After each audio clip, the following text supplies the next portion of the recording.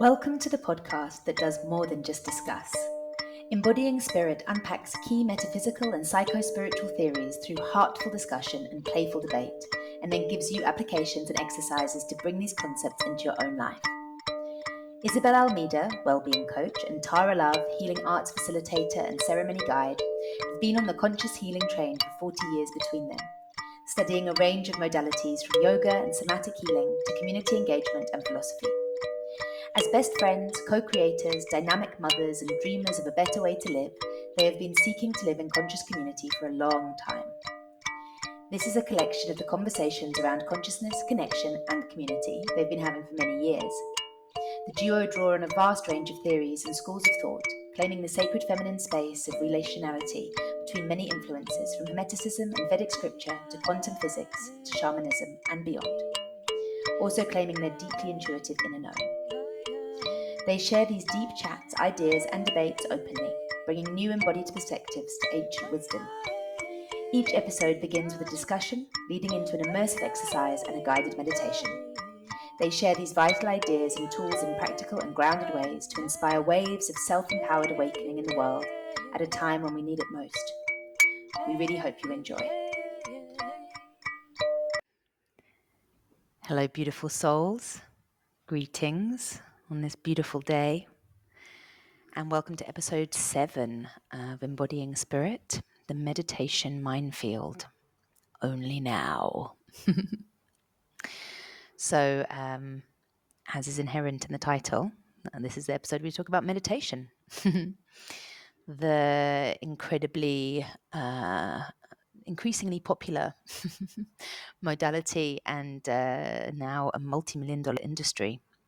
And we just thought that it's something that people kind of now, it's become common parlance.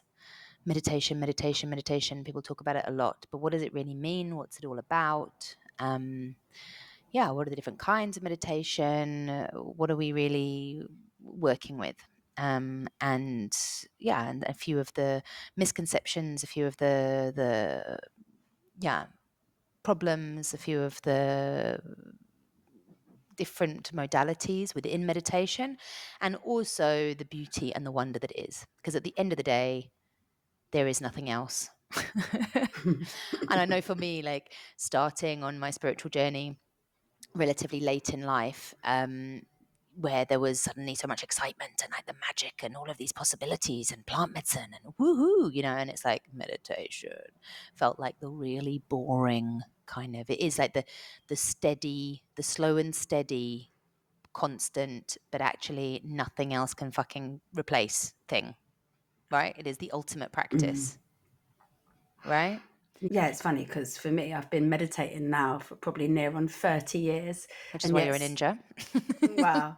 Still feeling like very much a beginner, because it is just one of those things that, like, in one moment you can feel so connected and have such a mystical experience and, really feel the oneness. And then in another moment you're there and you're batting off the thoughts and still in that sort of, disconnected self. So, it really is a constant practice. It's a definite skill that, repetition is the master of all skill, and meditation is not an overnight success, although you can have overnight success. But it's really teaching us daily practice, isn't it? And really teaching us patience. And I mean, and that's why it's so fucking amazing, is that it's about checking in with yourself. Like you said, some days it's like, whoa, and some days it's like, eh. And that's the whole point as well, is that it's giving you that capacity to be able to know where you're at on your day or in your moment, because it can change moment to moment, day to day, hour to hour as well. But just to be like, oh, here's where I'm at. That is one of the amazing benefits of it and superpowers that you gain, right? Yeah, I mean, it's actually a beautiful gift that you give yourself. And it's funny, like, because of course a lot of people go into meditation, and because there's no, you don't know the outcome of it, as in, or people go in with a desired outcome and don't necessarily achieve that, it can be something that they can feel is useless to them. But actually it's something that even if you don't feel you're going deep into, just sitting in those moments of meditation actually are carried on in your day. You have like an extra space of awareness that just didn't exist there before.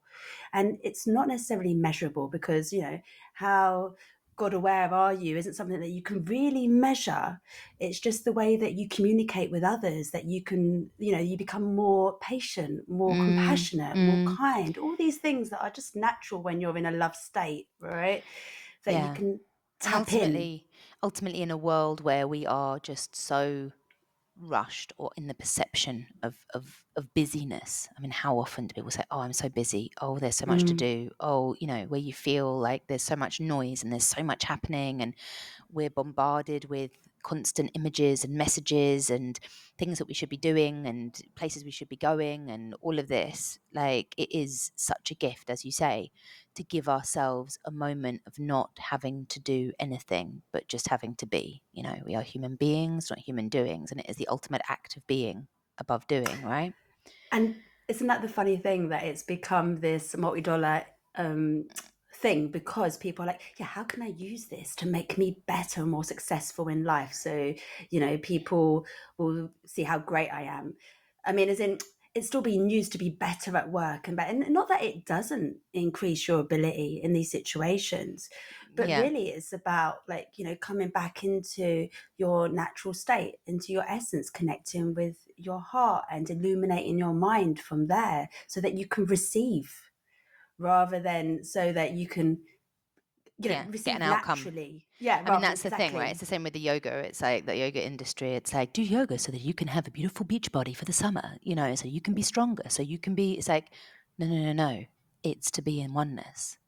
And so, just to rewind momentarily, that's kind of what we're saying, right? Like, I mean, I always say with mushroom journeys, when people come out of a mushroom journey, I'm like, and 10,000 hours of meditation, you'll reach the same place, like, because the point is that also people think that the mushrooms are what is taking them to this place. And even though it's like a bit of a cheat code on the computer, I like to say, it's like, it's still showing you what is possible. Like, you are working with your higher self. You are reaching a level of connection with spirit, with the divine, with your higher self, interchangeable words often, that you can reach with meditation.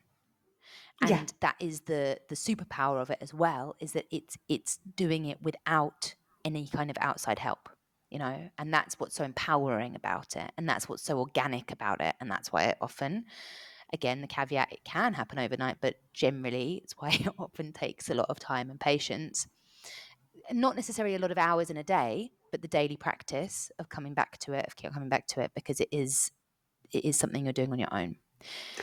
yeah, and it's interesting because you talk about shrooms as well. And what does shrooms do? When you take it, it relaxes the body, so you're not, you're not in the body consciousness. And the same with meditation. It's in relaxing the body that you're able to really find that connection with your higher self. Mm. Speaking about yoga, it's like we think that yoga is for the body, right? We think that these things are for the ego, when really it's through detachment from these ideas that we are really able to connect. Mm. Yeah, I mean, they say that And yoga, that all of the physical asanas of yoga are simply to prepare the body to be able to sit in meditation, actually, right? So if exactly, you're not, if you're doing yoga and you're not employing a meditation practice as part of your yoga, then you're not doing yoga. You're doing physical asanas, which is a different thing, actually, which is part of it. It's not the full yoga practice. yeah, Um, exactly. so I just wanted to do a little bit of a summary for those of you that haven't been following every episode to date, in terms of, because I just kind of, we just put out there kind of, yeah, that what's that place you can reach through mushroom journey or through 10,000 hours of meditation, and hopefully maybe less, is that glimpsing of the oneness, right? Like, so to summarize what we've been talking about on all of these episodes, is that this idea that we are all kind of individuated parts of the Great Spirit, and that we've individuated to have this human experience, to know ourself more, ourself as spirit more, in these individuated, incarnated states. And through this kind of cosmic game of hide and seek, of remembering and forgetting, and remembering and forgetting that we are spirit, we're kind of coming into a greater awakening. We're waking up. We're waking up to remembering that we are spirit, that we are this oneness. And so just to kind of, lay it out clearly, that is what is available to us through meditation. That's what the gift, the beauty of meditation is, being able to glimpse that oneness, to be able to connect momentarily and with practice for longer periods of time with that knowing, with a kind of capital K, with that feeling, again with a capital F, like with that state of spirit, with that spirit consciousness, with that God awareness, with that feeling of oneness, to put it in many different ways. There's many ways to say it, and none of them will quite encapsulate, because language is always a slight distortion of truth with a capital T, to really feel that oneness. And as we were talking about in the last episode, it's not necessarily possible to be in a constant state of knowing this, to be in pure God awareness all the time, because that is the deal we made with the devil. That's the cosmic agreement we made in incarnating in these individuated forms, that we also have our ego state. That ego is not a bad thing. That is our individuated, and we have an individual purpose, in being here as well. But it's through the daily practice of meditation that we can keep remembering and keep kind of reconnecting, almost like a touchstone, with that God awareness, with that understanding that we are more than just our individuated states, that we are also God consciousness, that we are also spirit. And having that ability to continually connect with that understanding brings us into a greater feeling of inner peace, brings us into a greater feeling of wholeness, brings us into a greater feeling of relax, like you were saying, and allows us to connect with our inner purpose more. Sorry. And meditation is about coming into the now. So when we're talking about like coming into our God awareness, it's coming into the here, into the present moment, without this need to fight the future or prepare for the future or deal with the past, all these things that don't really exist in the here and now. They're ideas of the ego, like you say. Yeah, they have the purpose, because otherwise it wouldn't be so. But actually, that's what meditation is. It's allowing us to come into that blissful state of just pure presence, and we're not seeing ourselves as the ideas that we're having, as the thoughts, that we're the observer of these ideas, as opposed to, I have to battle with myself because, I'm having this feeling of thought, emotion, which is often the state of the ego, right? Like trying to better something. And I guess it's understanding the non-realness of those things as well. It's like that idea that that the past and the future, that the thoughts are not real, that they are what we're creating. They're the beautiful dream that we're spinning. From the I'm rereading the Don Miguel Ruiz, who wrote the Four Agreements. It's beautiful Toltec shaman, one of his books, the Toltec Art of Life and Death. And he talks so beautifully about this, that the living space, as in the our daily existence, is a dream.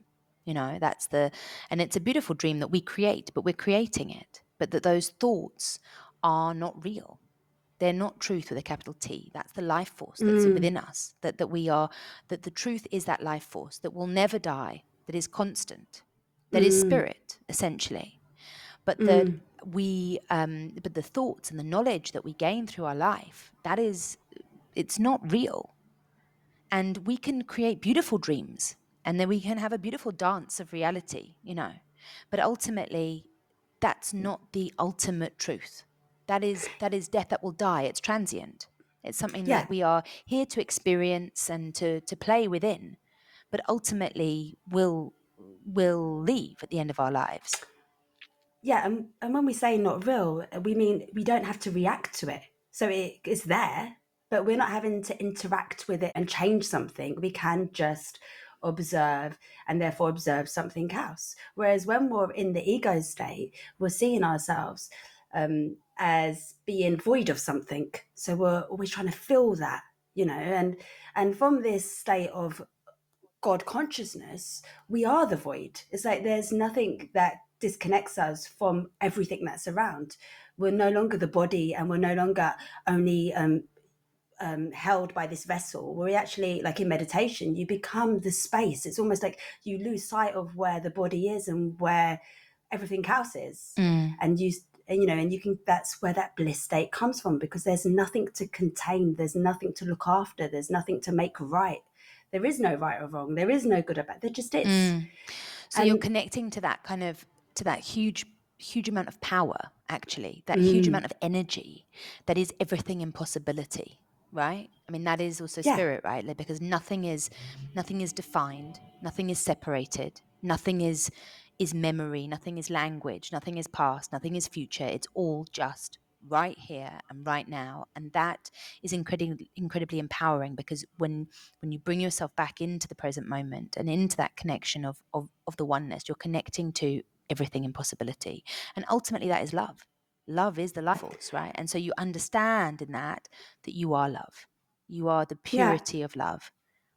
And it's like plugging into a socket. Like, that's the image that was coming to mind. It's like you're energizing yourself. This is actually bringing, you're creating more energy just by getting out of this thought, feeling, emotion state of being, right? Like, we don't realize just how tiring thinking is. Tiring is so thinking.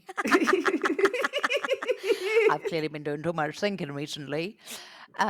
Thinking is so tiring. It is. Yeah. It's exhausting. It's that's the lie, that we think, therefore I am. I mean, that's the whole Descartesian thing. I think, therefore I am. Shit, I better keep thinking. Otherwise I'm going to die. I'm going to drop off the edge of the world into non-existence. But if we can allow ourselves that space, that pause to stop thinking, we realize that I think, therefore I am not, right? I love that you used that quote earlier, and I just think it's so beautiful. It's like, oh, of course. Once I'm thinking, then I'm stepping outside of the direct experience of spirit. Once I'm in my thoughts, then I'm individuating. Then I'm going into my individual existence. And just to clarify again, and to remember this, like we talked about in the previous episode, like there's also a beauty in that individuated state as well. There's also, we came into it for a reason. There's nothing going wrong. And it's not to also spiritually bypass by staying in a constant state of bliss meditation, right? Like, we are here on a journey, and we're here to have this human experience and to enjoy it. But we can enjoy it so much more when we realize that it is just a game that we're playing, that it is our thoughts creating whatever we want them to create. That's when we can become the master as well, right? Once we can differentiate from it, because once we realize that we're not really, it's not like truth with a capital T, that we are creating it by coming back to that possibility, then we can have fun, right? Then we can really, and we can hold that paradox as well. And that's why it has to be a daily practice, even like multiple times a day. That's why it's so amazing with the Islamic faith, that you pray 5 times a day. That makes sense to me, and the fact that you are reconnecting to your God self in its purest form, 5 times a day, to remind yourself that you are the spirit incarnate 5 times, so that you're constantly like, oh yes, I am. Oh yes, I am spirit, So that allows you to remind yourself then, when you're in the playing of the game, of the creating with your thoughts, creating your reality, playing with ideas of past and future. Oh, but also I'm everything in potential. Oh, I'm also spirit. Oh, I'm also that bliss state. And the funny thing is, as a child, we're often in that spirit state, like we've just come from spirit, right? And so we're just in the state of being, and we haven't quite come into that consciousness where we're able to reflect on ourselves. And so we're just really just being in that natural state. And then we come into that moment of like the who am I state. Like in teenager, we sort of come into that sense of trying to assert ourselves in something as well. And, there's so much suffering, right, by the overthinking that we do from that state of being out of the awareness, that actually we can relax, that actually everything is just unfolding, that we are actually the observer of this state. We try so hard. Bless us. Like, bless us. And that's where the compassion comes in as well, right? exactly what I was thinking. How, and that's so beautiful actually that we said that in synchronicity, because that is exactly it. That is what we have come to know for ourselves through the act of this awareness of coming into meditation and knowing that actually nothing's going wrong, but it's just, it is such a, because I mean, that's the we're thing. so Like we say, bombarded. thought is so tiring. Being in thought is so tiring because when we're in thought, we're in that understanding or that idea that it's just us, that we've got to figure everything out, that we've got to make a plan, that we're responsible for what happened, that we could have done something differently, that we've got to do something else in order to get somewhere else that we want to get to, right? And it's so heavy, right? And when we can connect back to that universal consciousness, to that bliss state, to that knowing of everything, of that being in that, then we can relax. And that's, I guess, the paradox of it in a way, because it's like, Yeah. how do you get there? And that's where the meditation comes from. But at the same time, when you are there, you're able to understand that it's not all you, and that you have the need to relax and allow it to find you. And that's what's so difficult, because we think we have to make a plan, but actually when we can fully relax and connect into the universal consciousness and connect into spirit, then answers will spontaneously arise, like solutions to issues. And it's not that you can't go in, that's the problem, you can't go in seeking the solution, right? But when you surrender to the not knowing, the knowing spontaneously arises. And that's the slippery fish of it, Yeah. right? And that's the thing, when we're just in this human consciousness, we're believing ourselves to be only the five senses as well. So we tend to be smalled by that as well. But actually going into meditation allows us to connect with this superhuman consciousness, like, with our super, like we gain siddhis, and not that, as you say, not that that's what we're going in for, but because we're becoming so subtle. And siddhis means masters, right? So like, telekinesis or Levitation. telepathy, levitation, like, these abilities that actually are within all of us. But because we're so busy being solid in our day-to-day life and working everything out, and being in a logical mind, rather than just moving into that higher state of awareness, we were disconnected to that. So we would call that a lie. No, that doesn't happen, because it's not something that happens in this everyday state, right? But actually, as those that are master meditators will tell you, that actually there's, many levels to our consciousness.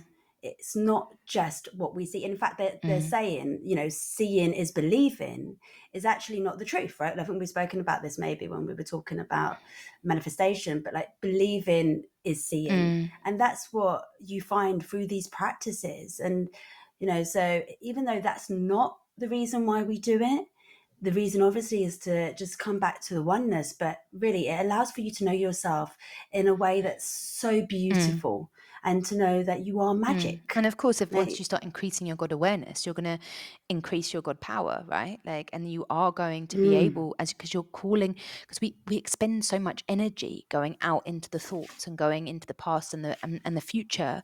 We're kind of displacing our energy into all these other places, right? And the more we come back into the oneness, come back into the moment, we're kind of almost, I see it like a soup, almost like you're concentrating all of the power, right? Like you're bringing all the energy into itself, and from there is amazing possibility. There is all possibility. Anything is possible. That is where magic can happen. And there are countless stories. We don't have time to go into, of these siddhis as they use it I mean, I think that comes from the ancient Indian traditions, right? That's from that terminology, but also across all traditions. And there's a possibility. Yeah, and also the Yeah, African. exactly. Many possibilities that have been documented. People flying. I mean, like, so many, from coming into that God state.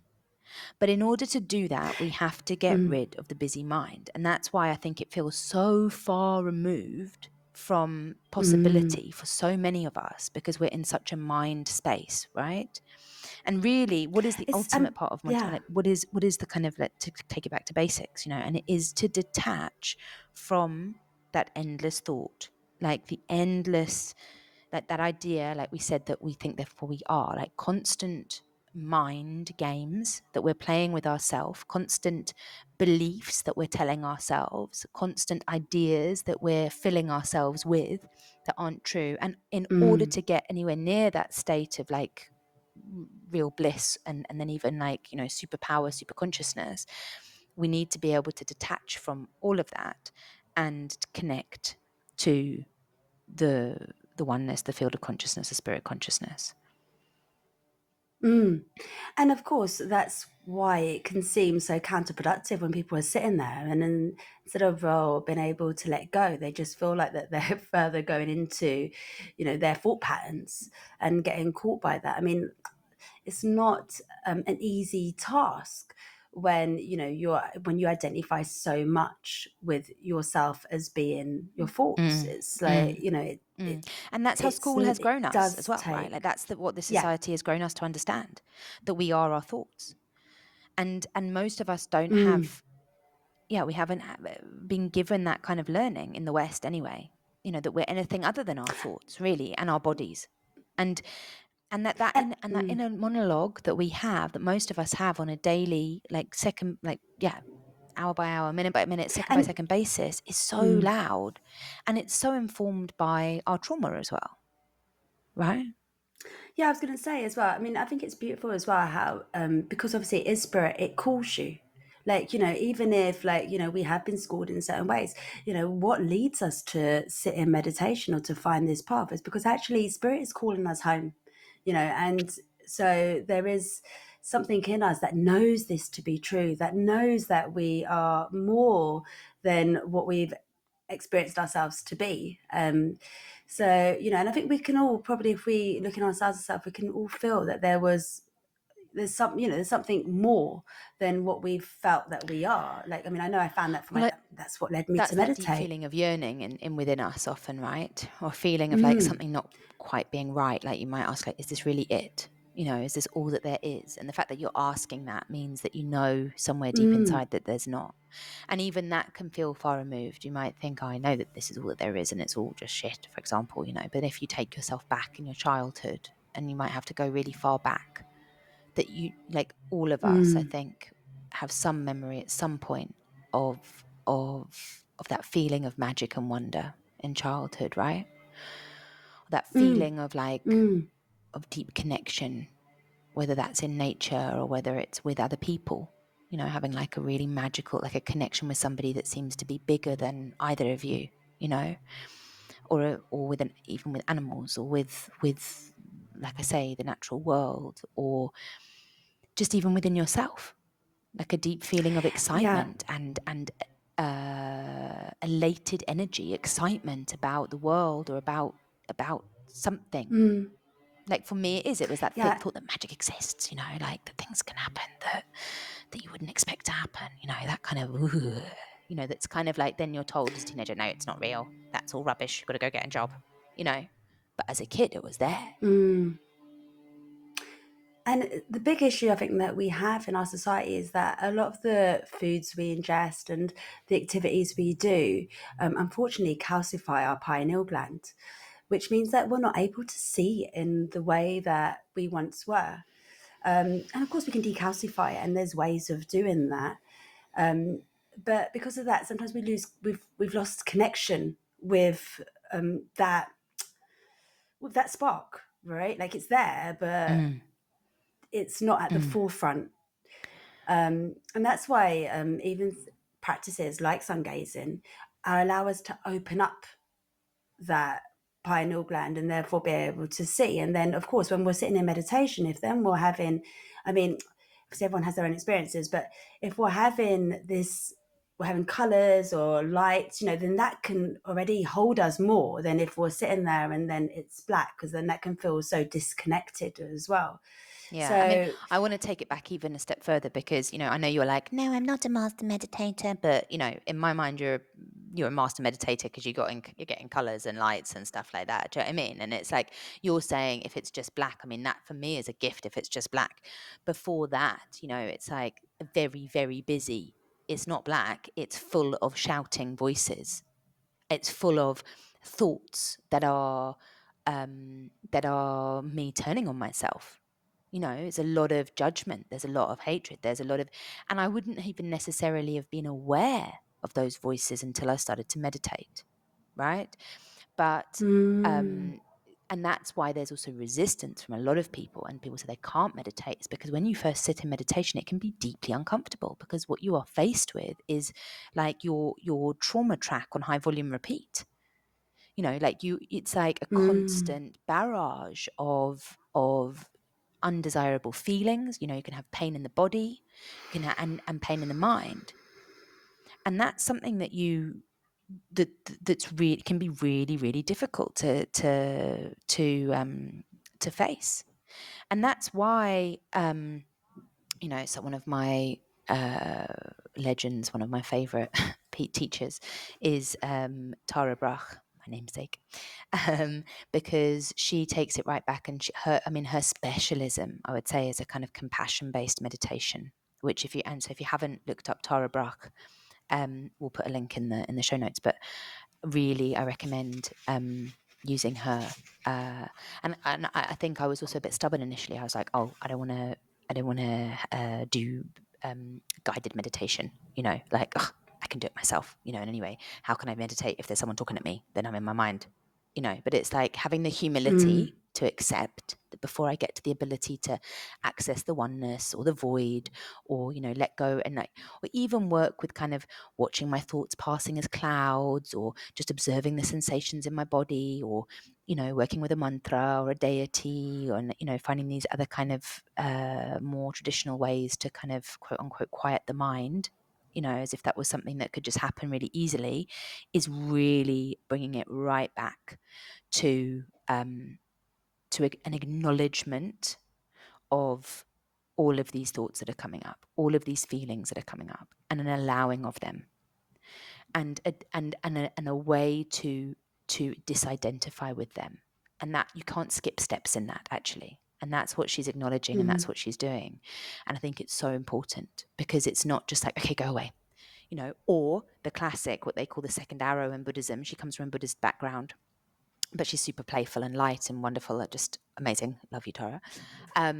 But you know, this idea of the second arrow in Buddhism, which is that which is the judgmental, one of my favorite demons, you know, or shadows, should I say? You know, like, oh, why are you being so mean to yourself? Do you know what I mean? It's like, why do I have those voices? You know, The and it's like, impatience. but it's like, yeah, but it's not just impatience, just like it's the judgment of what's already there, you know? And that's the second arrow. It's like, worse than the fact that your mind is busy is the judgment of the fact that your mind is busy, right?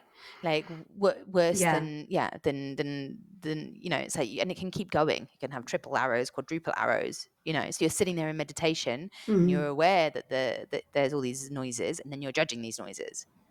You know, that's the second arrow. And it's like, actually just to come into the acceptance of these voices, which again is no mean feat, because they can be really aggressive, because often they're the voices that you received in childhood, and often you didn't have conscious parenting, you know, even, and this doesn't mean that your parents had to be abusive. You know, this has been a huge part of my journey. Like, bless you, mum, bless you, gran, you know, who brought me up. But like, it's not that, it's just that that's how they were brought up as well. And that was also their pain speaking through them. It's not like I was beaten and hidden under the stairs. Do you know what I mean? But it's just why don't you do this better? Or who, you know, stop showing off, or, you know, don't be so silly. Why don't you know that? You know, those kind of voices, right? And then they're the ones that you internalize. And so that's actually what you realize when you start to do meditation is there. Why aren't you better? Why isn't this, you know, what aren't you doing with it? And it's also very difficult to come back from the past and the future, because you're also often in a fight or flight. Sorry, I know I'm monologuing, but I just like have to share this. But it's like, when you're in that fight or flight state as well of survival, because that's what you've come into from your trauma, then it's very difficult not to be trying to fucking solve problems. Or what am I going to do tomorrow to do this? And how am I going to get this sorted? And how am I going to make sure that the kids have got food? And how am I going to make, you know, or like, and why didn't I do that yesterday? Because then if I'd done that yesterday, then I could, all these, and for someone to say, as we've just been saying, oh, but that's not true. It's like, oh, fuck off. That is my truth right now, you know? And so it's like, how do I forgive myself? How do I forgive myself? And so it becomes like a two-step process, right? Because it's like, you have to first of all come into the ability to gently observe all of that, and to have compassion for yourself in that, right? To be able to accept that's where you're at, to be able to really see yourself in that space, and then to be able to release it, and to be able to find the love that's beneath that.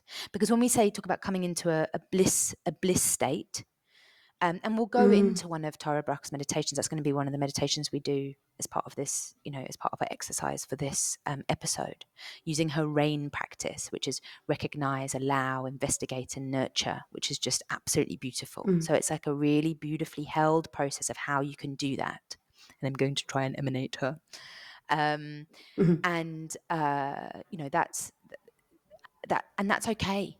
I mean, and that's important. It's important to start there, actually, I would say, to anybody that's like, I don't like meditation. It's like, give yourself the compassion to know the reason you don't like it is because you don't like what's coming up. And that's because there's a part of you that doesn't like yourself. And that's because you are in trauma experience. And that's okay. And it's something that if you want to really develop in your healing, fuck your spiritual path, but just in your healing and you're coming into wholeness as a person, you need to go through this first, and you need to start to acknowledge what's that soundtrack that's playing. Because if you don't listen to it, then it's still influencing you.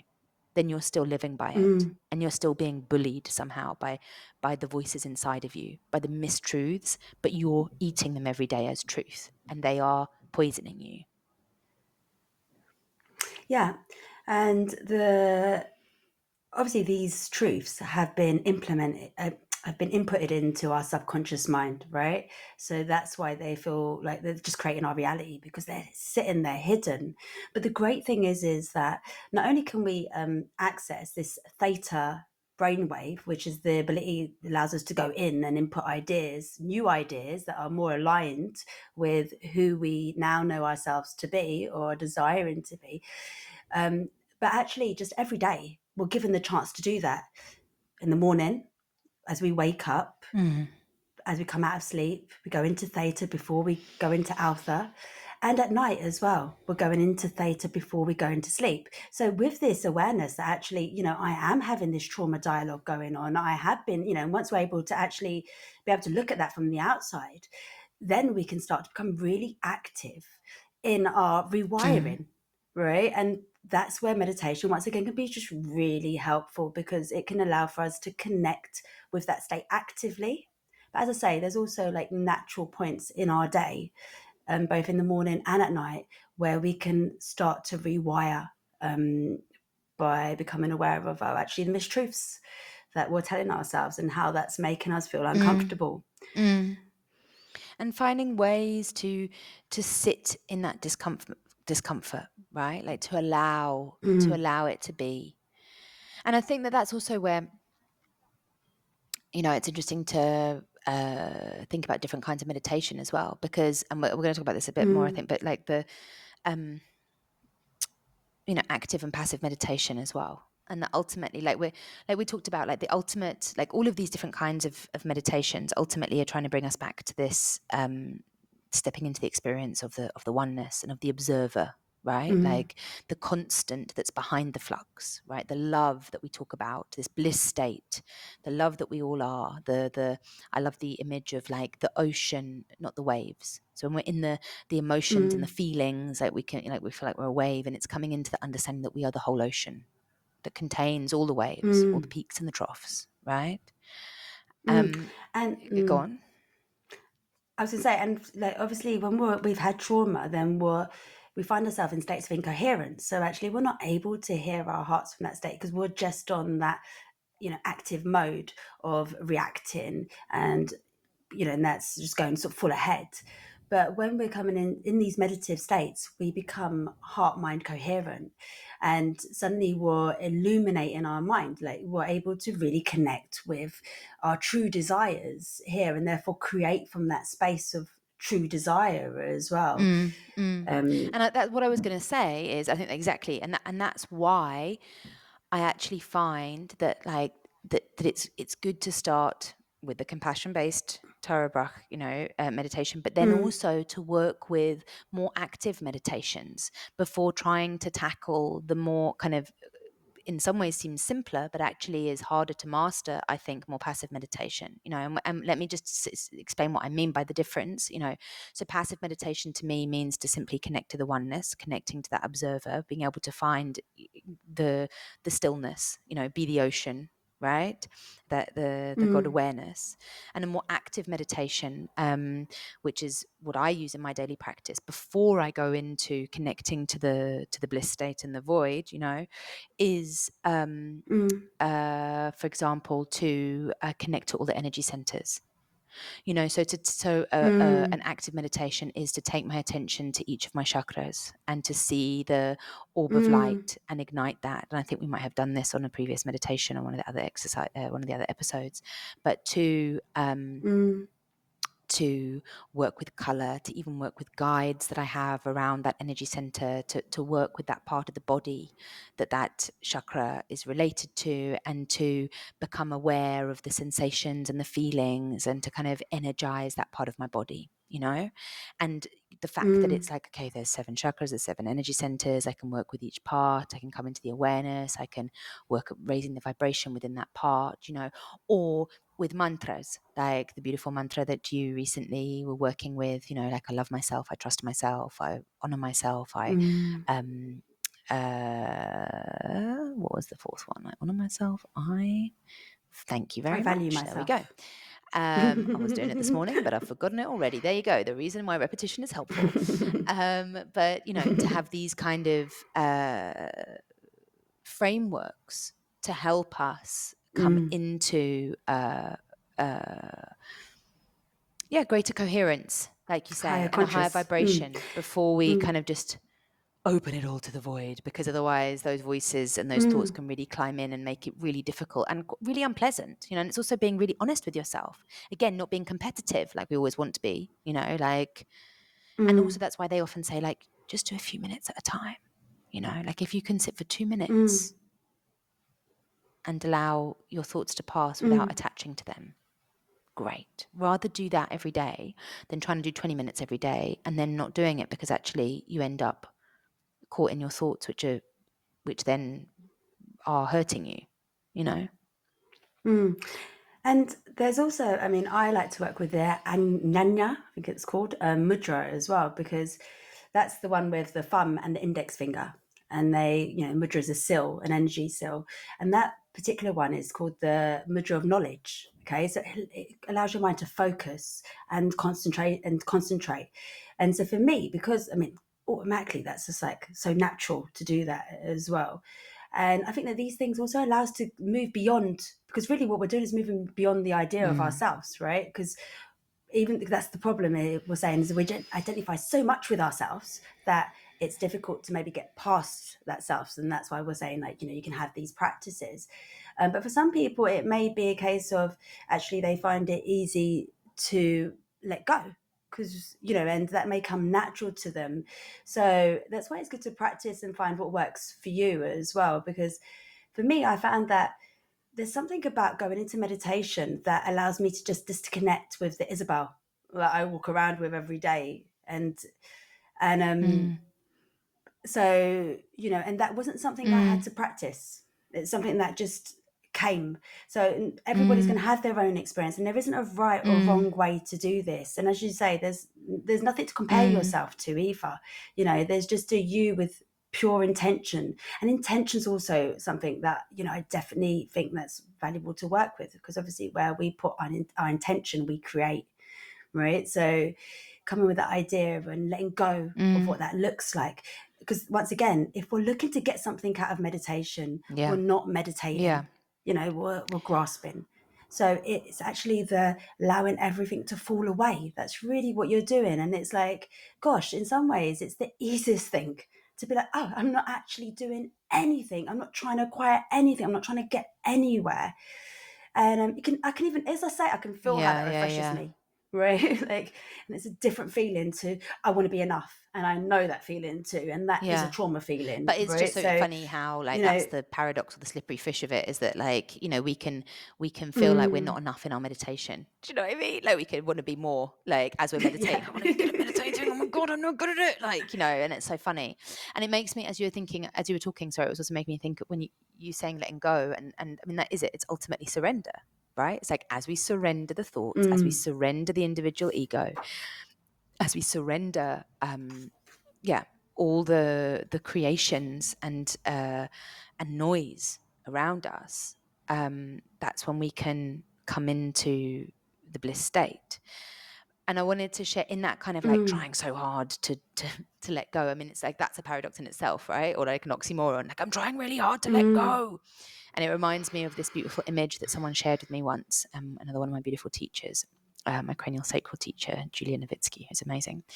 And she was talking about how, like, this image of, when we think about letting go of something, like sometimes it's that kind of sense of like throwing it away, I've got to get rid of it, letting go, and it's almost like throwing something that's very active and it's kind of like a bit aggressive as well, like get rid of it, let go, go away, thoughts, go away, and just that idea, like the image of a hand that's holding something tightly, right? Like when you're grasping, you've got something, and to let go isn't to throw it away, but it's simply to release the grip. Right. So letting go again of those thoughts and all of those, that those trauma patterns, it's not about erasing them. It's not about, like throwing them away or rejecting them. It's just about releasing that grip. It's just about, like, I see you. That's why they talk about thoughts passing as clouds, right? It's not about clearing the mind, like rubbing it out. Do you know what I mean? Because that's a rejection and that's separation. That's further separation. It's just about, it all just is. Like, everything just is. That's the surrender. It's like everything is as it is, and I am it all. And there's nothing to do or change or make happen, but then you just surrender into the flow of it all. What was so beautiful about that image of letting go of the grip was how much easier is it to loosen the grip with your hand for it to just be relaxed than it is to grip. Can you see? It's just like so much more energy is gone into, so much more is working to keep that grip than it is to loosen it. And like, that's just the truth as well. Like, that is true meditation. It's like, actually, that's why, the body has to be relaxed. To try and meditate or to come into meditation, when your body is tense, it's almost impossible. And even when people talk about the flow state, which is a meditative state, and people will say, like, when they were like, I know my partner would be like, oh, when he's playing football and he's like, he sees himself from outside playing because he's just in that flow state. There's no him that's present. There's no ego in that. It's working through him. He's, just in the moment, with the moment. There is no trying it's actually the most peaceful state to be in.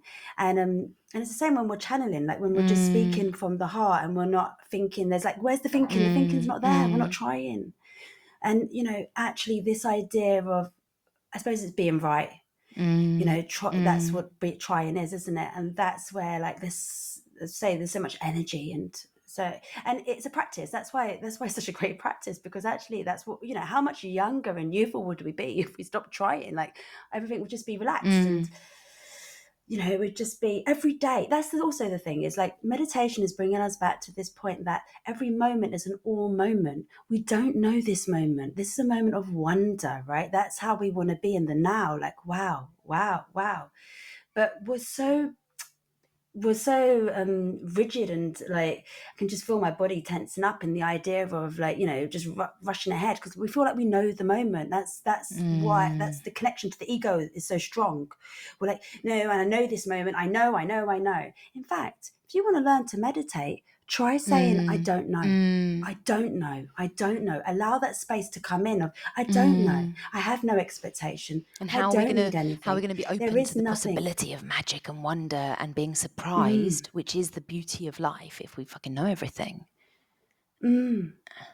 Yeah, and it's funny because we were talking about Joe Dispenza as well in the meditations, and we were saying, like, in that meditation where you're asked to, you go into this super conscious gamma state, and then you're asked to create, and you were saying, like, how can we be in that state creatively, like, and not be in an ego state.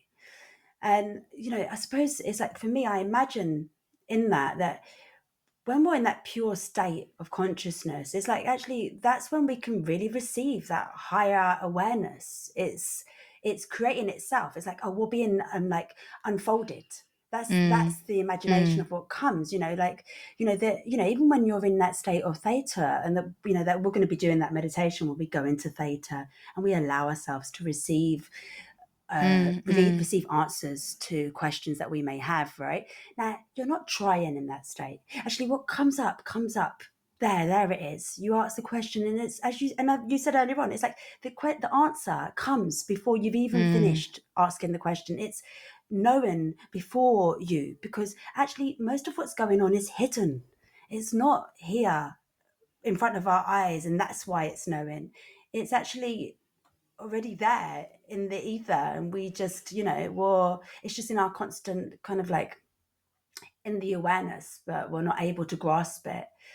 And so there's something really beautiful about getting out of your own way, right? Like it's kind of what meditation is to me. It's like just getting out of your way. Like, getting out of your way whilst, and at the same time, allowing everything that's there to be. Right? As it was reminding me also of this beautiful image someone talked about in meditation when all these things are coming as well. It's like being a really good party host. Like it's just, instead of being like, no, you're not allowed in the party. It's like, if your existence is this party, right, that you're hosting, you're not going to be at the door like, no, you must leave. You're not allowed to be here. No. It's just like, oh, of course, please come in. You're very welcome. You can leave at any time, but please be here. In that kind of relaxed state as well. From that state of relaxation, like you say, and you allow yourself to not know, and you allow yourself to come into possibility.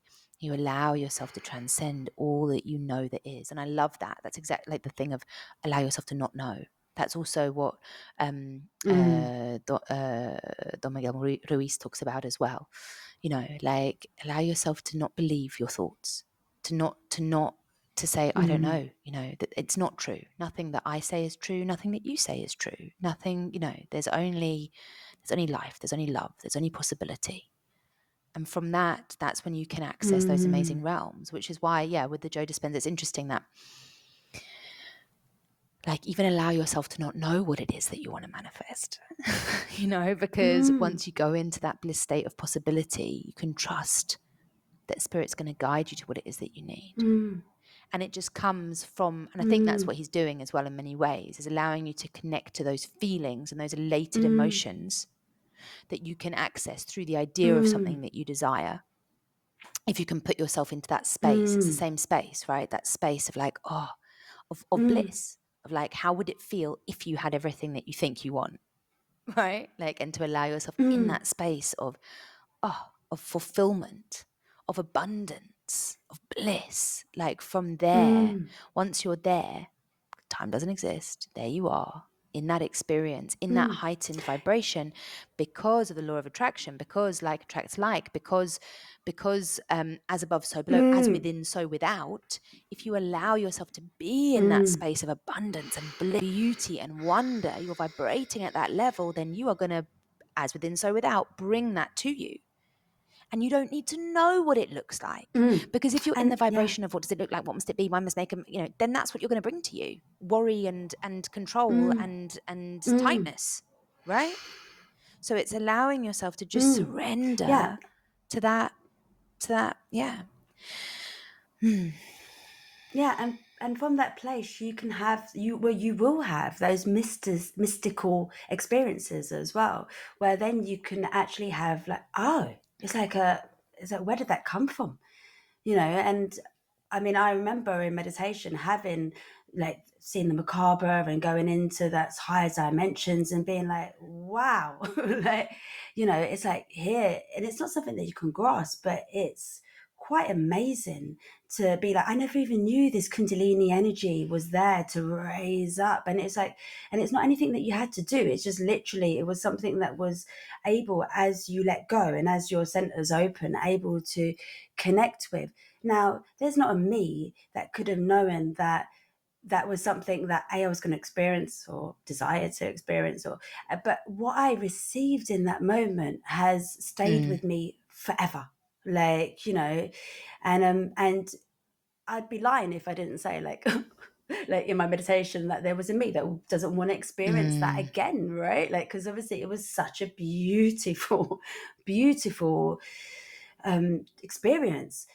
But there's also me that understands that actually, like, oh, it's like, yeah, it wasn't me. I wasn't there. That's the whole point. I wasn't there. And in fact, the minute that, you think that it's you, and the minute you try and it's grasp gone. for it, the minute you try You and know, recreate, oh, what was I doing? What was the position exactly I was in? How do I, it's like, I. yeah. Oh, it's not I. Yeah, Yeah. exactly. There Yeah. is no I there. It's like, yeah, there is no I. And I mean, and yeah, really, I mean, I know that there's this push now within, like, certain, I think maybe in India and certain other countries, there's a push to have more and more children meditating. And I've also had my children, I've also taught them how to meditate from young as well, because actually it just allows for people to have so much more awareness of other, and to become so much more receiving of themselves and other. And and I do feel that it's impacted the consciousness of my children in a way that I personally couldn't have done for them. Like, I mean, I can teach them, I can direct them, I can guide them, but actually when they've had that experience of inner love, inner peace, then they can know themselves in a way that actually we're not going to know by hearing. I mean, I can tell you, I love you, Tara, but that's not the same as I am love. Like, it's It's not, awakeness, right? I like this. I yeah. like the use of the terms like being awake and being asleep, right? It's like we Mm, are, it's being awake. And being awake means being connected to everything and being aware, right? It's just an increase of awareness. And the more that we meditate, the more we have a meditation practice, the more awake we can be. Because when we're asleep, then we're running on this old software. We're running on these thoughts which are sticking us in the past and the present, the past and the future, that are regurgitated beliefs that we've inherited or that we've created that are hurting us. And then often we are, like, there's this noise that we're not even aware of, like a white noise in the background of all of these kind of dissonant, ideas and beliefs and things that are hurting, kind of like the noise of people shouting almost. Do you know what I mean? And then what we end up doing is finding numbing habits to drown out that noise, right? The voices in the head. We all have voices in our head, gosh, actually. We yeah. talk about it as if it's something that's mad, but actually they're all there. And then we end up, be Yeah. it smoking, drinking, taking harder drugs or whatever, or going to the gym all the time, having lots of sex, working so hard. Do you know what I mean? Anything to take us out of the noise, to numb, right? Yeah, or to connect us with that bliss in a way, the only way we know Yeah, how, right? Like, oh orgasm. yeah, I'll have, like, like, take drugs or whatever, like, yeah, because actually you do feel bliss in that moment, but of course it's fleeting, and as much as you come up is as much as you go down. Whereas meditation, you don't have that down. It doesn't bring you up to drop you down. Actually, it's something that stays with you, and that, yeah, it's like a light that shines beyond you.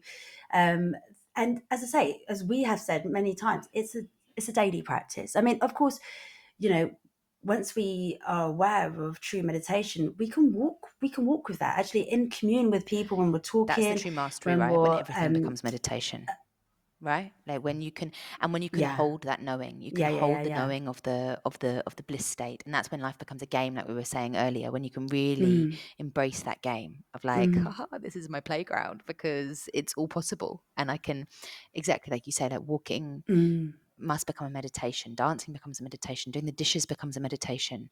That's what they say, right? Before enlightenment, carrying water, chopping wood; after enlightenment, carrying water, chopping wood. And the difference is what, in one you are unaware, and in the other you are aware. And you're aware of the fact that you are spirit having a human experience, and that you are able to keep connecting into that understanding. And whilst not trying to escape it through just being in a bliss state without having any connection to anyone else or anything, right? Because you get to then enjoy those human experiences and the range of all those emotions and the beautiful nature that we're in and all of these things, because you realize that that's not really real. and therefore you can in a non-attached And state really enjoy it. And like you said, the thing is even before people, you may never have heard of meditation. You may not even be on a God awareness, but you are God awareness, and you are meditating when you're like, in that dance, and you're just enjoying, and you're just there, and you're not thinking, and you're just, that is a meditation. You have already accessed that level of meditation, of bliss. It's just that you haven't identified with it as a state that is you. You've identified it as a state that is in action, right? And the difference is in meditating in stillness is that you understand that You can without still find any it. action, you are that bliss. Yeah. And so much of it is just dropping out of the Yeah, mind, of right? course. In this world that we're in now, where we're addicted to thoughts and we're addicted to the mind, and we put the mind on a pedestal, right? It's just about coming back into the heart.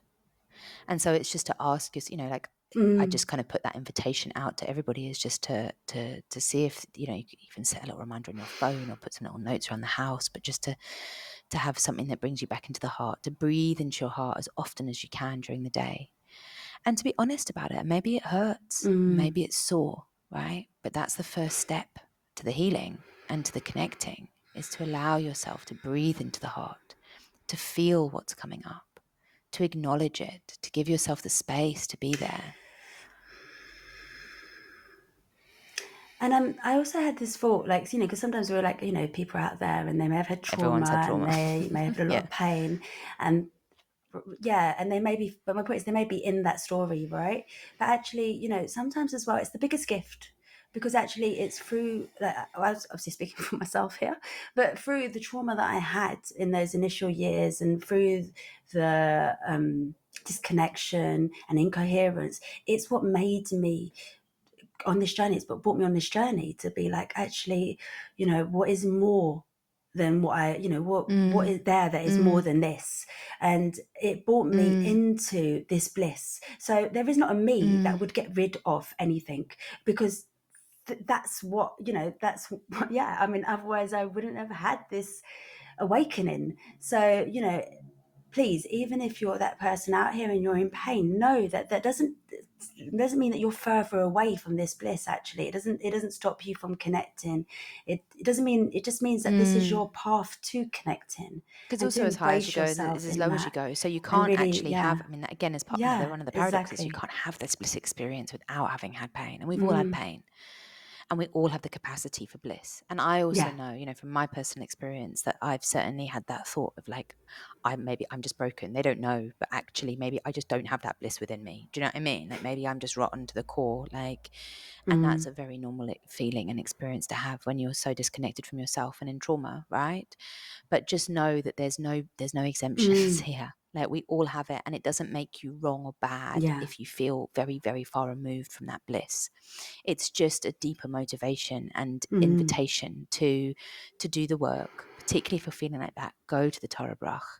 Come into that compassionate awareness. Be kind to yourself and give yourself the opportunity, and know that there is a possibility of experience out there that is just so much more expansive and so much more nurturing and so much more loving than your daily physical experience that you're having. And that is the gift of meditation. And we just want everyone to be able to have that experience, and be kind to yourselves in the discovery of it, because like everything, it takes practice and takes patience, and generally all the most beautiful things in life are never going to be instantly gratifying, right? Like they all take a little bit of time and skill, and it's something that we've been denied a lot in the West. And yeah, gift yourself something today and meditate.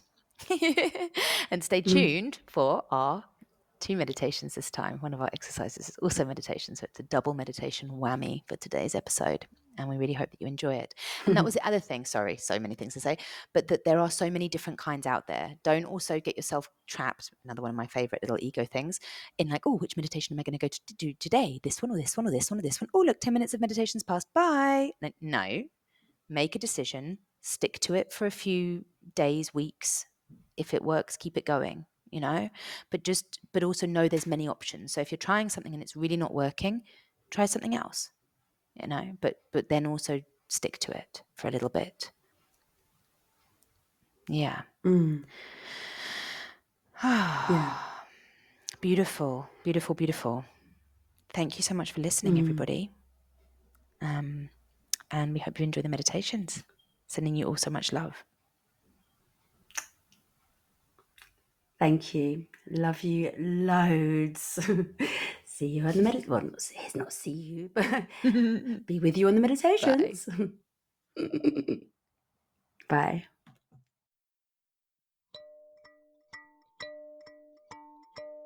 Hello, beautiful souls. Welcome to the meditation section of today's podcast. I'm going to take today's practice from one of my favorite meditation practitioners, Tārā Brach, and there'll be links to her work in the show notes. I found this meditation practice deeply helpful when I was facing a lot of pain and difficult feelings in my own life. And for a lot of people, as I think we've spoken about a bit in this episode, meditation can be a really painful thing because it brings us into direct experience of the pain within. And there can be a lot of deep feelings. And Tārā Brach's rain practice is a really compassionate way of coming to a certain peace with what is within. So, as always, finding yourself in a comfortable position. If you need to stop the recording to find yourself somewhere comfortable, either on the floor or on a chair, with a relaxed but straight spine, and coming in to yourself.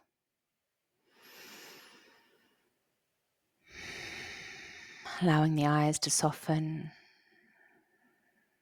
allowing the muscles of the face and the hands to relax, allowing the breath to come into a softening belly,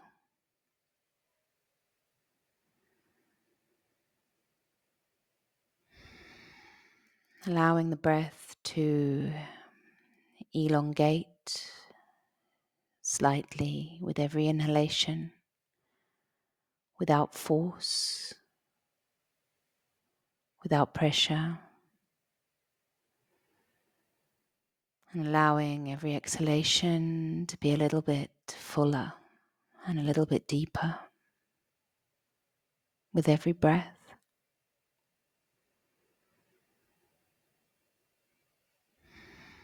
And gently allowing your attention to turn inward.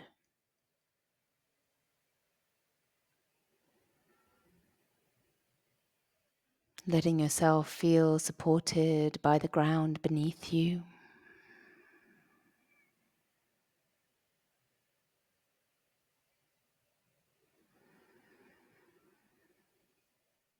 And with every breath, coming into a deeper awareness of what it is that you feel within yourself.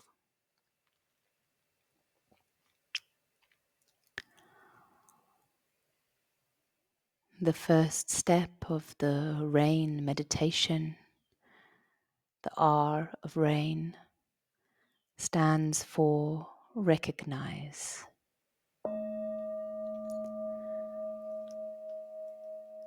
So just allowing yourself to take a moment to recognize what is arising within you.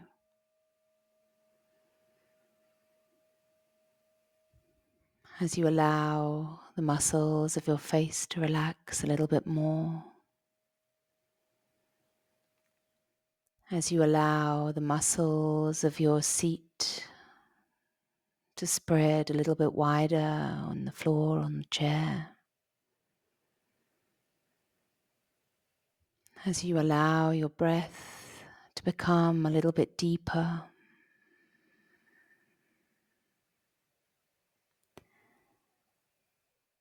allowing yourself to be with what is. Maybe there's a sense of restlessness within you.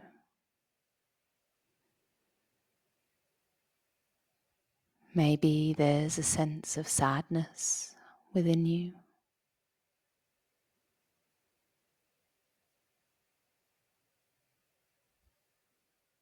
Maybe there's a sense of judgment of somebody that is coming up from your day.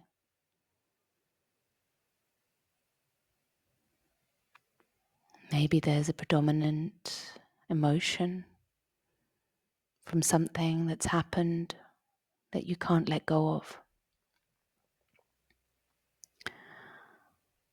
And simply allowing yourself to recognize what it is.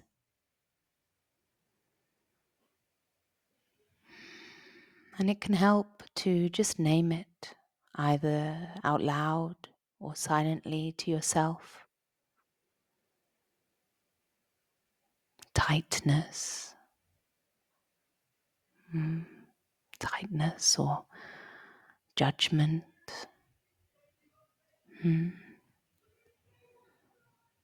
Or anxiety.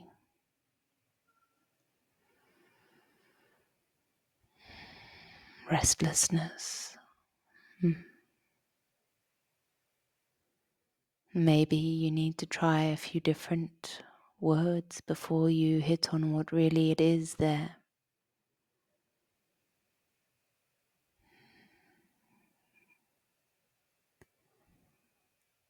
It can help to feel into where in the body you're feeling it. Tightness in my chest. Tension in my hands.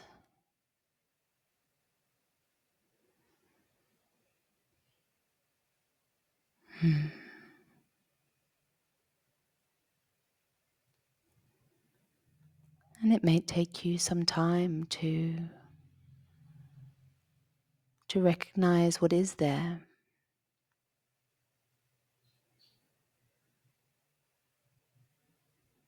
Giving yourself space.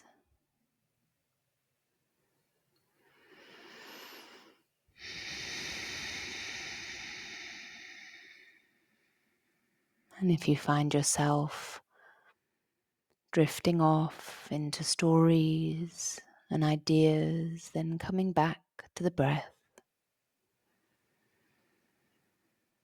Coming back to the sensations in the body. Just naming. Just observing. Just recognizing what is here and now.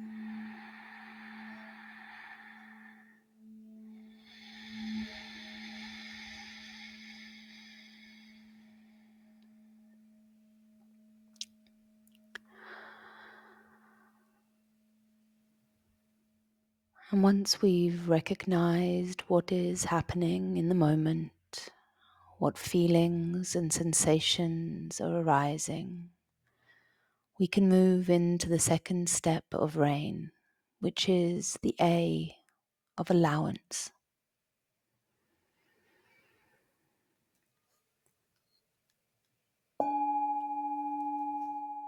And as we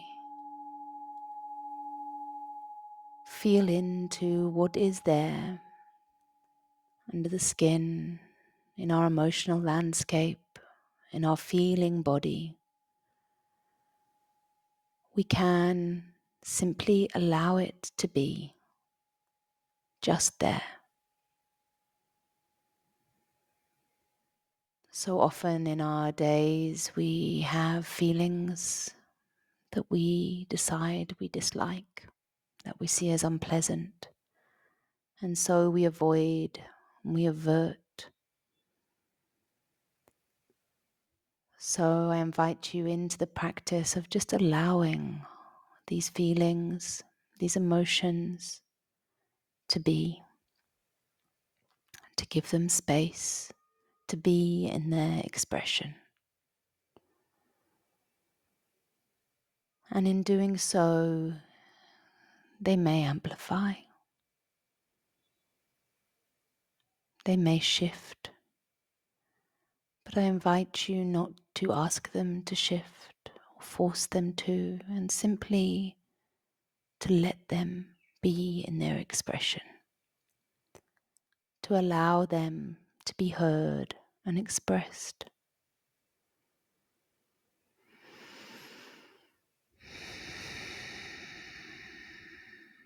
As you do that, you can allow the breath to bring light to them, to bring spaciousness to it.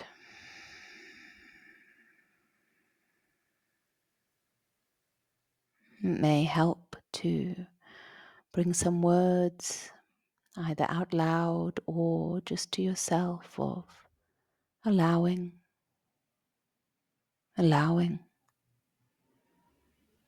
or just this, just this.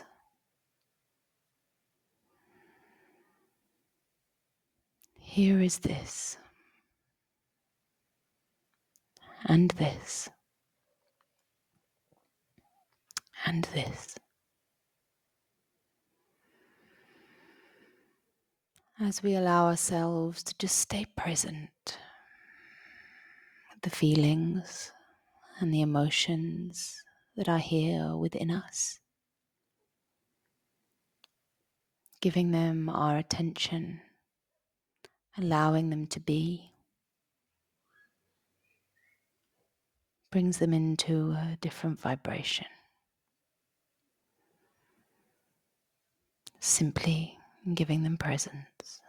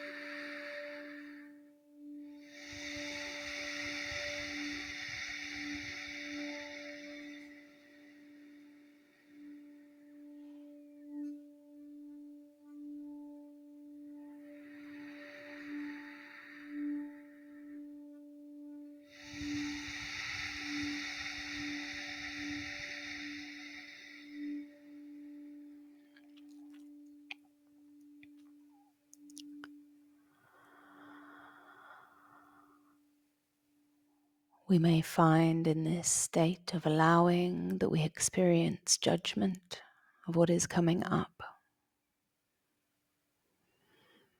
And in that, I invite you simply to let it be and to allow the judgment to also be there. to allow the judgment itself to be part of the process of recognizing and allowing, and to continue to come back to just this and this.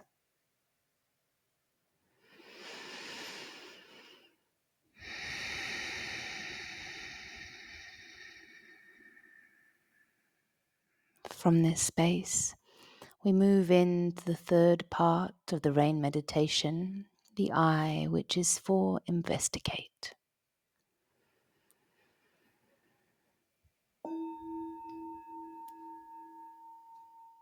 So from this space of open-hearted recognition and allowance of what is, we can gently and lovingly begin to explore it a little more deeply.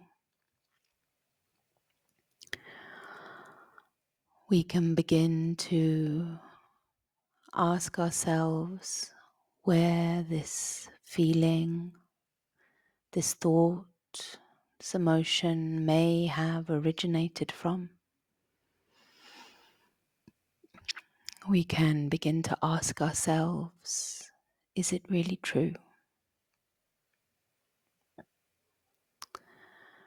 We can begin to ask ourselves, what are the beliefs that I'm holding for this to be true? Where may they have come from?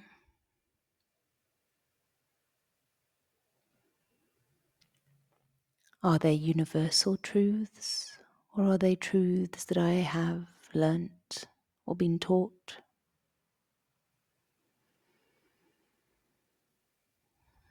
We can take a deeper exploration of where in the body they are sitting.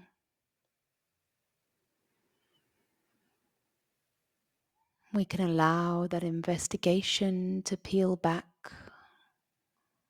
deeper, an understanding of where in the body the root of it may be.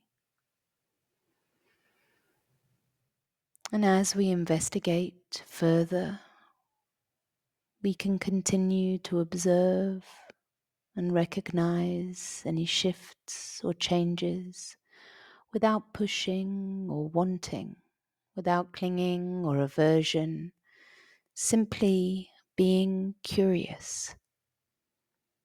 Curious as to where this came from, why this is here,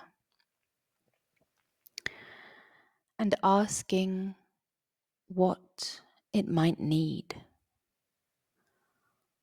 What is this feeling, this emotion, this experience asking of me? What is it communicating to me here and now?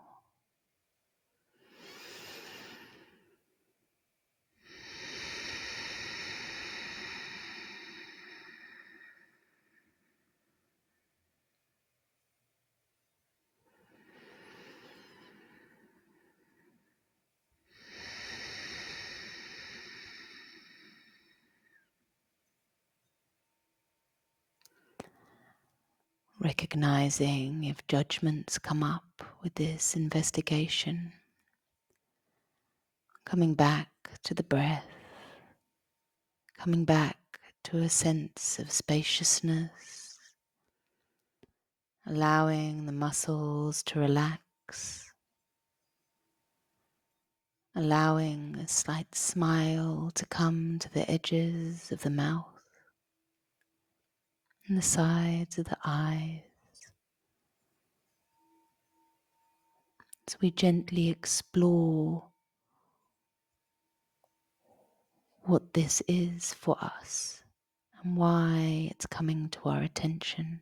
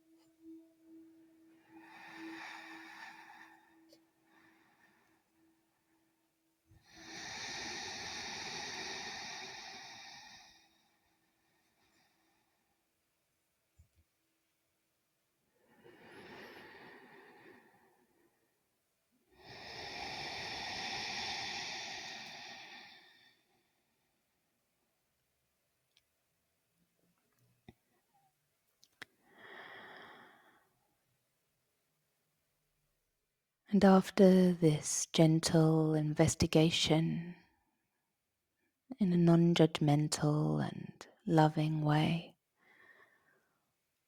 we come to the fourth, and I would say maybe the most important part of this meditation, the N of rain, which is for nurture.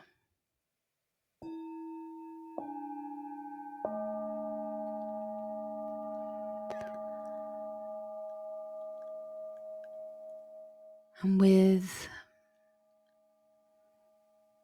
this sense of openness and playful investigation, we allow ourselves to breathe deeply into our heart and to find that part of us that is loving, to find either a beautiful color of love, a felt feeling of love in our hearts,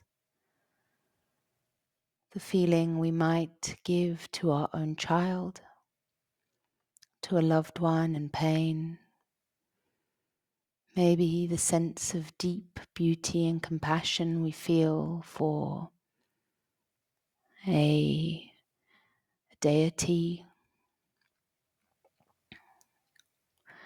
maybe that feeling that we feel when we're being embraced by a loved one.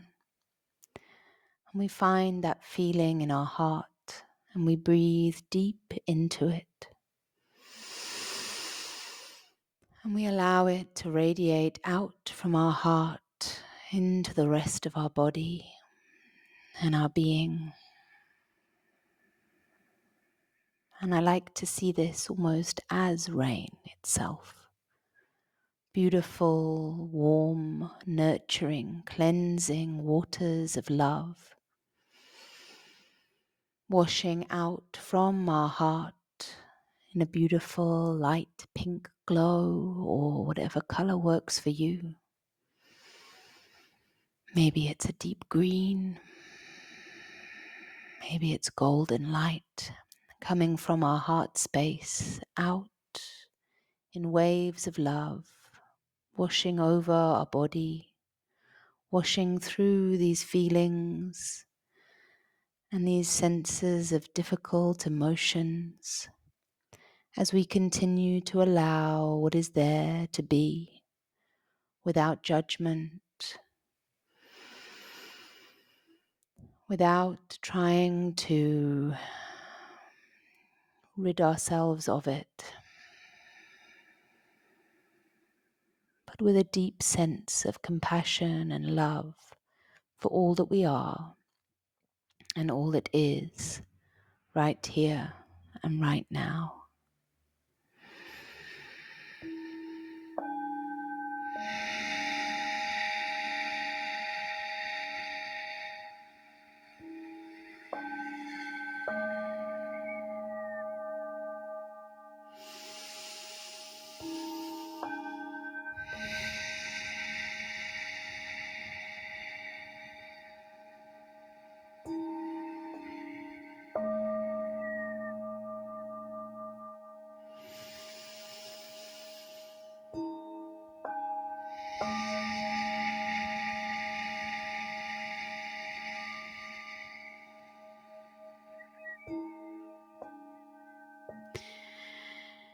It may help to find a word again to speak to yourself, inside or out loud. Maybe simply just love. Love, love, love.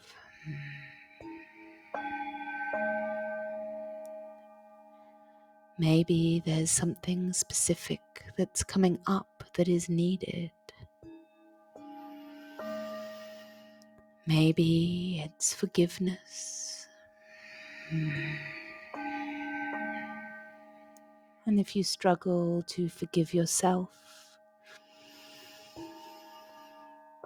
imagine the deity or the mother or the father within raining that forgiveness upon you.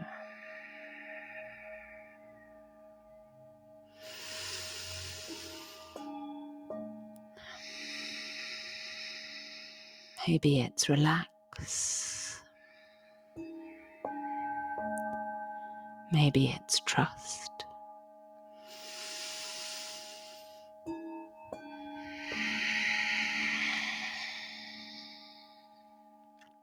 Maybe it's simply the sense of a big, warm hug. Maybe you can actually hug yourself as you send yourself loving kindness.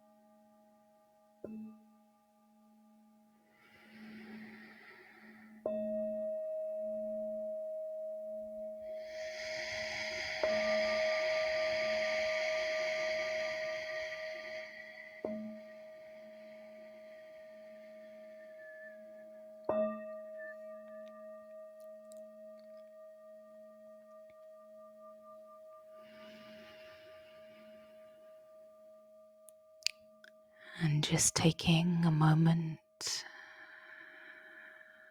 to allow your breath to return to its natural rhythm.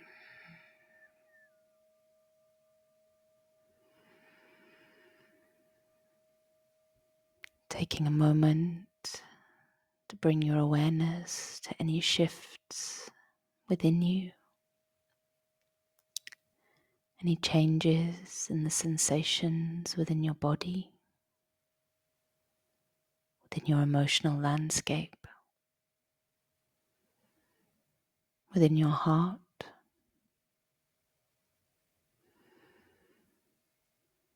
Taking a moment to thank yourself for this practice of rain.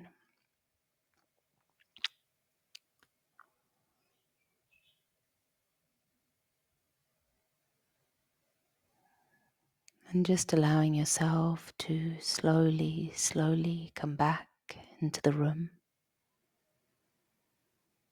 To notice what you can smell,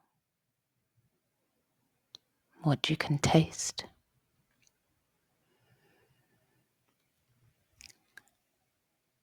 The feeling of your clothes on your skin, the ground beneath you. What you can hear beyond my voice. And letting the eyes flutter open gently, what you can see.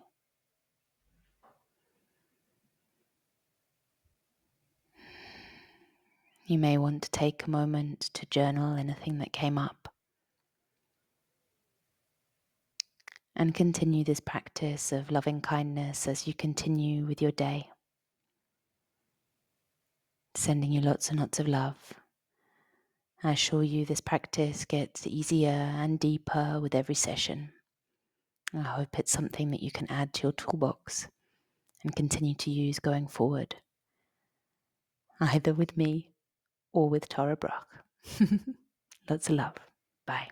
Greetings, everyone. In today's embodied part of our podcast, I'll be leading you through a guided meditation into theta state, where you'll be invited to ask your higher self any questions that you'd like more guidance on.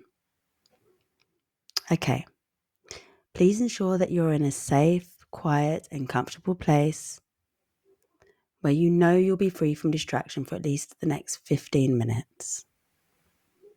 And when you're ready, we'll begin. Okay, let's start by either sitting or lying down. The priority is comfort over all else. So as long as you're comfortable, then that will work for us. So when you're ready, I invite you to close your eyes gently. Take a deep breath in through the nose and exhale fully through the mouth. Inhaling relaxation and exhaling all negativity. And once again, and finally inhaling relaxation and exhaling all negativity.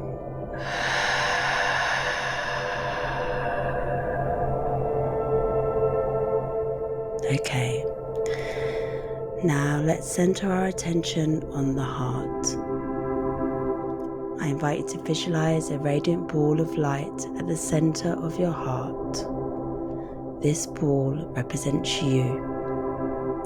Feel its warmth and gentle glow, representing the essence of your inner self. Allow the ball of light to expand, moving down through the center of your body. With each breath, feel it picking up and absorbing the consciousness of every cell, every muscle and every organ. Feel yourself becoming more and more relaxed. Let the ball of light that is you continue its journey, flowing down through your legs and out through the soles of your feet. Feel a connection to the earth as it passes through and continues journeying downwards. Imagine the ball of light descending through the earth, absorbing the grounding energy and wisdom it offers. Picture it moving effortlessly through layers of rock, of soil, of crystal. Visualize the ball of light continuing downwards, hundreds of feet below the surface of the earth, until suddenly it reaches a vast, magnificent crystal. Feel the exchange of energy between your ball of light and the crystal, as if you are tapping into the ancient wisdom stored within. Then I want you to imagine you are holding an infinite rope. Tie one end around the ball of light, which is you, and the other end around the huge crystal that you found at the end of the earth. Now that you are tied to the infinite rope, you are ready for the upward journey. We will now start ascending back from where we came from.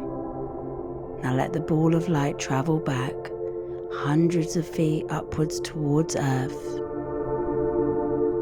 passing once again through and entering the Earth's surface, carrying the essence of the crystal and the grounded energy within it. Feel the ascent through the layers until it reaches your feet.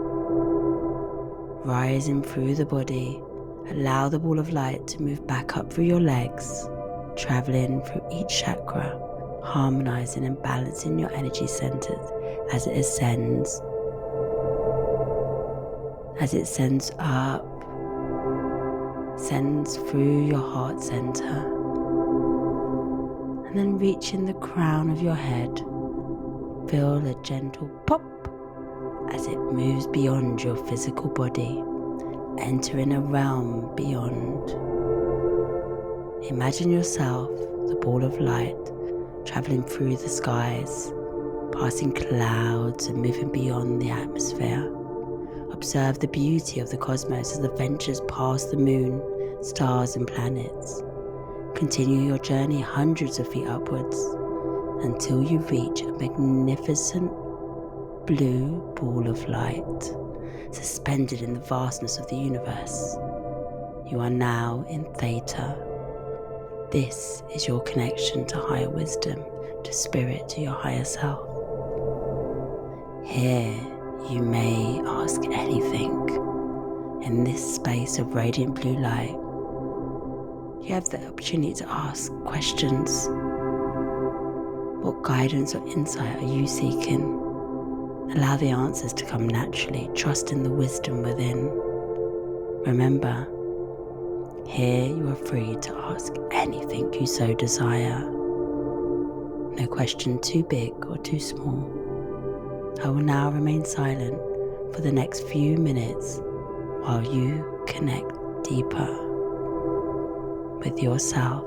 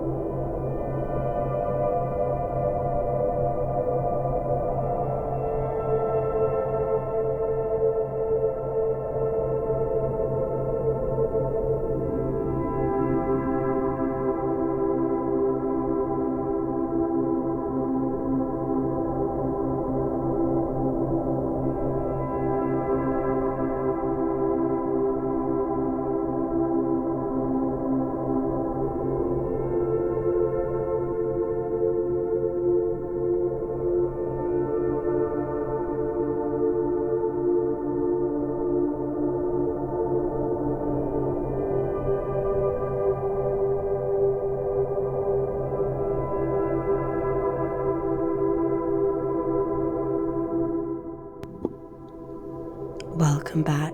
Hopefully you received the answers you were seeking. Otherwise, simply relax and allow some space, and they will come to you in time. So when you're ready, we will start our return journey. Feel yourself moving back through the cosmos as we leave the bright blue ball, past the planets, through the sky, and back towards Earth. As you approach Earth, gently descend back through the crown of your head. Feel the ball of light moving down through each chakra, bringing with it the wisdom and insights you've gained. The ball of light flows through your feet, down, sense it flowing out through the soles of your feet, connecting once again with the earth. And then release the rope from around you. Allow the ball of light to send back up to your heart and reunite with you at its center. Now take a moment to reconnect with the present. Feel the support of the earth beneath you. Wiggle your fingers and your toes and gradually bringing back awareness to your physical body. When you're ready, gently open your eyes and come back into the space. And carry the wisdom and relaxation from your journey into the rest of your day. Thank you so much for allowing me to guide you here today.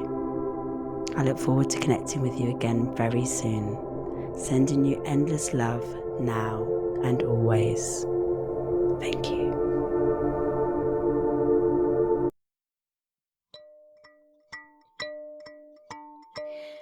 Thank you so much for listening to Embodying Spirit with Tārā and Isabel Almeida. This podcast is brought to you by Rewire Desire and the Conscious Connection community. Please see the links to our social media and websites in the show notes to connect more and access our other offerings. This podcast is brought to you free of charge to spread the love and light we all so deeply need in these times of transition. If you feel abundant, safe, and in a space to be able to give from, we would deeply appreciate your support to sustain this gift. Please follow the link below to make a donation. If you would like to connect deeper and would consider becoming a more active partner, then please reach out to us. We look forward to you tuning in again with us soon. Love always, Tārā and Isabel.